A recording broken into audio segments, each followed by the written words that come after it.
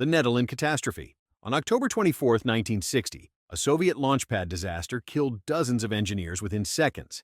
The Soviet Union was deep in the Cold War and was trying to demonstrate military and technological strength over the United States. At Baikonur Cosmodrome, technicians were preparing the R-16 intercontinental ballistic missile for its first test flight. The schedule had slipped, and pressure from high command was intense. Marshal Mitrofan Nedelin, one of the most powerful military officials in the Soviet Union, stood only meters from the fully fueled rocket and pushed engineers to work faster. Safety protocols were ignored, and multiple teams worked on different systems at the same time. This was a serious violation of procedure. The missile was loaded with hypergolic fuel, which ignites instantly on contact. The failure occurred in the late afternoon. A premature engine ignition triggered while workers were still on the pad. Flames erupted beneath the rocket and the fuel tanks ruptured.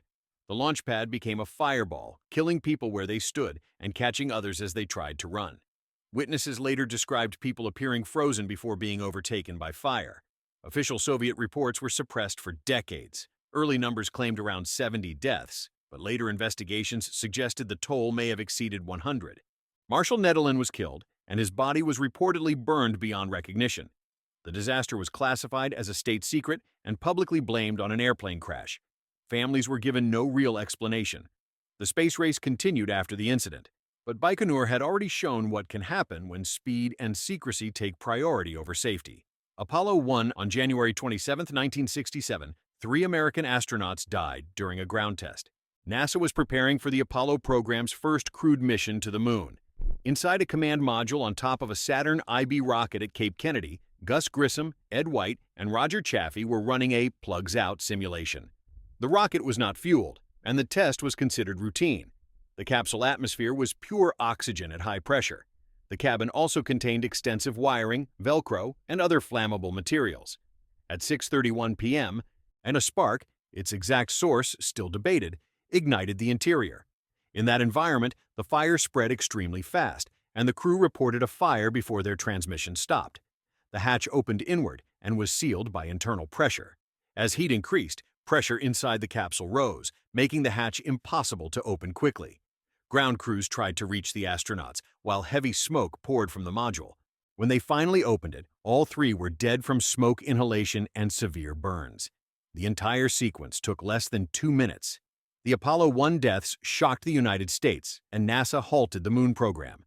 Investigations identified design flaws, overlooked hazards, and a culture that had become too comfortable with risk.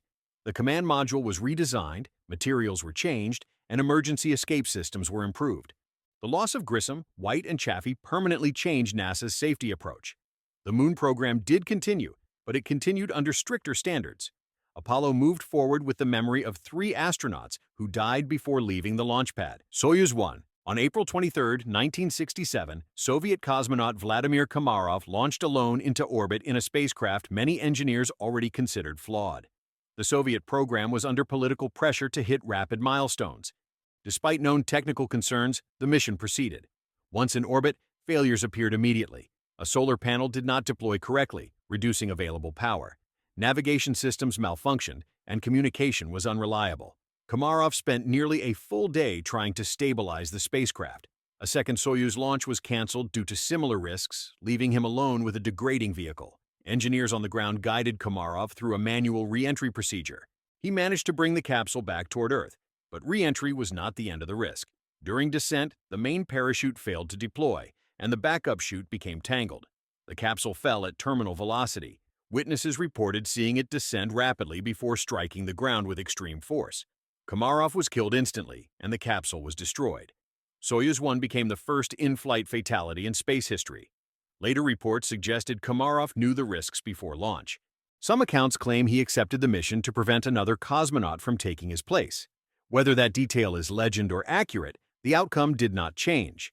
The mission was intended as a major achievement, but it became a clear warning about launching with unresolved problems.